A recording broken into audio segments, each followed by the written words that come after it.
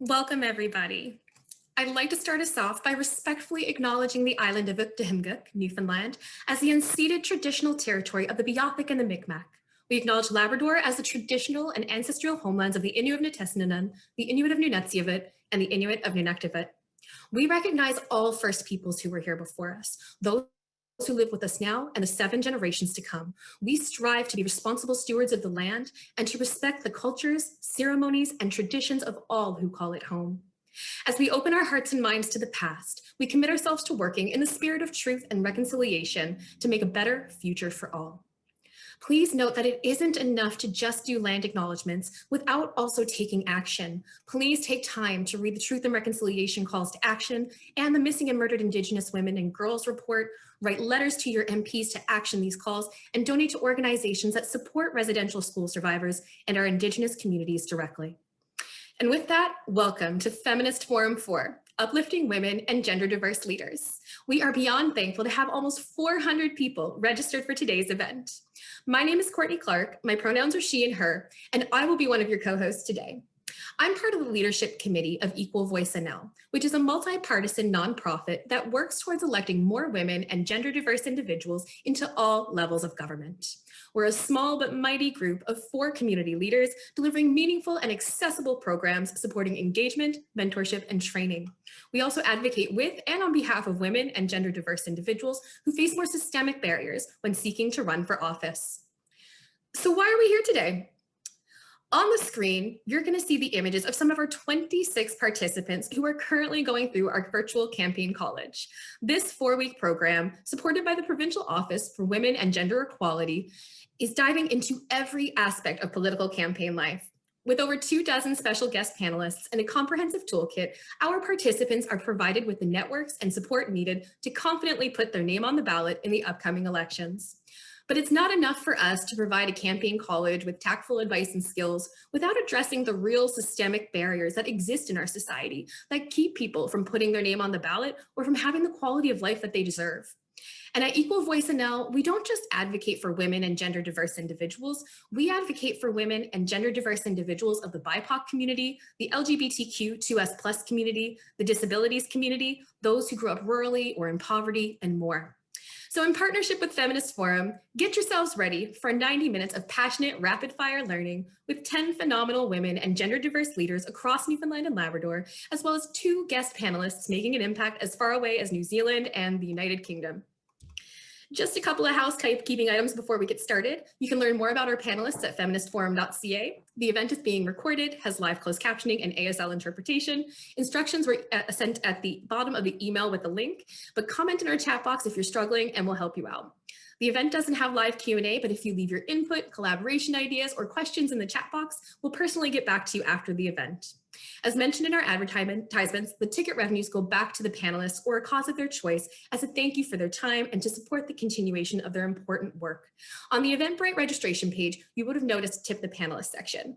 If you are struck by the impact you hear about today and you want to further support these change makers, you can go back to that registration page at any time, even after the event ends, and tip the panelists. And finally, what's next? Well, the event is called Uplifting Women and Gender Diverse Leaders. Whether you look at the word uplifting as an adjective or a verb, that's totally up to you. But we're not here today to talk about feel-good stories, pat each other on the back, and then move on with life. We want to launch some real sustainable change in our communities. And it's not enough just to talk about the injustices in our community, we also need to take action. So while this event ends in 90 minutes, the work still continues. The information of this event will be turned into a formal report that'll be expanded upon, released to the public, and put into the hands of relevant governmental leaders at all levels. We will ensure to get a response, and we will follow up through with all possible collaborations. And with that, I'm going to pass the event over to your moderator and the co-founder of Feminist Forum, Dr. Betsy McGregor. Welcome to Feminist Forum 4. Soyez les bienvenus, Anine. My name is Dr. Betsy McGregor. I use the personal pronouns she, her, and elle. I'm speaking to you from the Kawartha Lakes in Ontario, traditional territory of the Mississauga First Nation. On the screen is the moving artwork of Gail Sinclair, next to the reports of the Truth and Reconciliation Commission of Canada and the Reclaiming Power and Place report of missing and murdered Indigenous women and girls. Any pandemic recovery plan must address acts of reconciliation, enable decolonization, and ensure Indigenous voice and vision in defining our future. Now, a glance to our feminist history.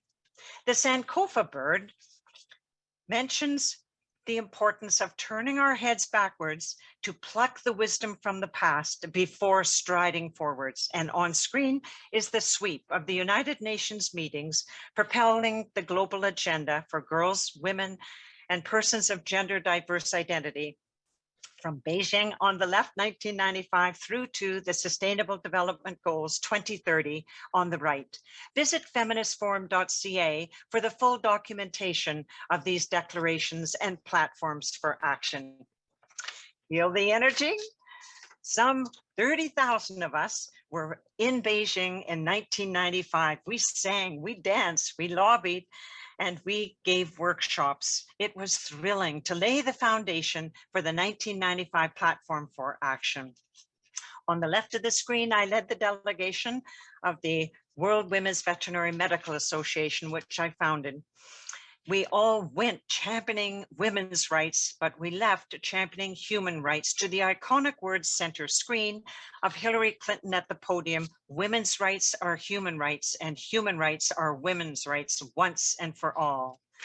Now, we flew home respectively to our countries, and in Canada, a short glance at our own political landscape.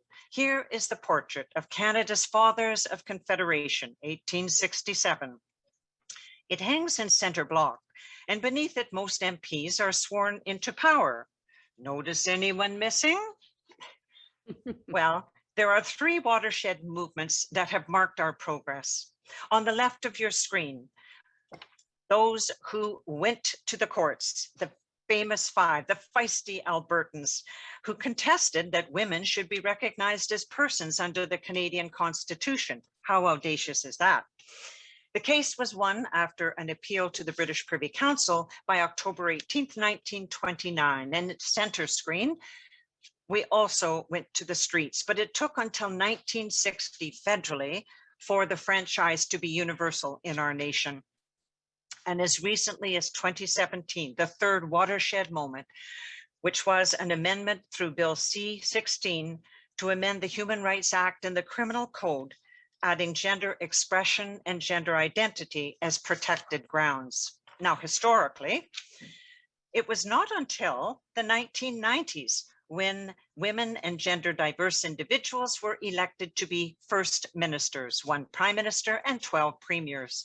In 2013, a high watermark was marked when 6 of these persons led their provinces, and some 86% of Canadians were led by women and individuals of diverse backgrounds. But 6 years later, by 2019, there were none.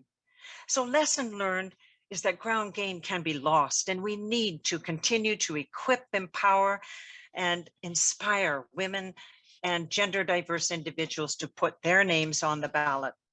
Now, is parity in politics all about quotas? Certainly not. It's more than just numbers, it's impact, and it's insight, better representation, better process, better policy. It's good governance. Equal Voice, co-host of Feminist Forum, delivers a unique event in our nation, bringing 338 women to take their seats in the Parliament. What a vision. Seen here are more women and persons of diverse expression in the House of Commons than there have ever been in the history of our nation. Visit equalvoice.ca and be inspired. Our stories need to be told. See feministforum.ca for a rich array of books and resources. And on screen is Kate Graham's No Second Chances and colleague Holly and Paul's Invisible Rules of the Corporate Boardroom and Women on the Ballot. the powerful stories of telling the powerful stories of 95 women in our nation, from 23 years old on your screen to 93, all party lines at all levels of governance, and including 19 women in this book who ran to lead their political parties and 49 firsts, including on the top line there, Morgane Auger, first transgender person to run for an official political party in our nation. We need to see and hear the trailblazers' stories. Now, the global COVID pandemic is telling us another story of women and gender diverse leaders. We see here healthcare workers, personalities on our television sets daily, frontline workers, and the scientists, such as the one at the bottom, Dr. Corbett, a leading scientist for the Moderna vaccine laboratory, women volunteers, women truckers, women homeschooling. We need to see them in order to count them in and design for them. Now, at Harvard Medical School, I led a 2-year as senior research fellow, a 2-year global think tank of ethicists, surgeons, NGOs, jurists, and the World Health Organization, addressing pandemic and public policy. Essentially, on the next slide, it boils down into 3 questions: who risks, who benefits, and who decides. Seemingly simple, but foundational to any pandemic response. So first question, who risks? Well, who do we see? Who are we counting? On the slide is 22-year-old Dr. Marilyn Waring, goat farmer and first female finance minister in New Zealand, founder of Feminist Economics. Her books are iconic, and this one introduced by Gloria Steinem. On the right are those kinds of things that she saw missing in the gross domestic product measurements, and she called upon nations to count differently. And counting differently involves seeing how COVID is hitting people differently. Next slide. COVID is being fought on 2 different levels, codes, if you wish. The genetic code, we're used to counting that. Vaccines, testing, tracking. We're not so used to counting and seeing and designing for postal code issues of a pandemic. Gender, diversity, housing, education. We need to see people and count them in. You can't make policy for people you don't see. Now, the World YWCA iceberg infographic illustrates unseen realities during the COVID. And the Canadian YWCA Shadow Pandemic infographic does the same, revealing the hidden horror of abuse and violence against women and gender diverse individuals. And wonderfully, the new design that results, the Canadian YWCA has produced the first ever feminist economic recovery plan for the nation, designing differently because we're counting differently. Now, designing differently also means that we take account of the concept One Health. The timeline of the history of pandemics demonstrates that COVID is but the newest in the neighborhood of pandemics, transmitted like a zoonotic from animals to humans. So designing means One Health concept, environment, humans, and animals. And lead differently? You bet. Within months of the pandemic outbreak, next slide, that the Harvard Business Review published an article, Will the Pandemic Change Our View of Women's Leadership? Indeed. And on the right, one of the speakers in today's Feminist Forum will reveal the results of her academic study, Does Gender Matter?, in a study of the first 4 months of COVID deaths and COVID outbreaks in 200 nations. Was there a difference in how nations were led? Count differently, design differently, lead differently. We have just the panel to guide us.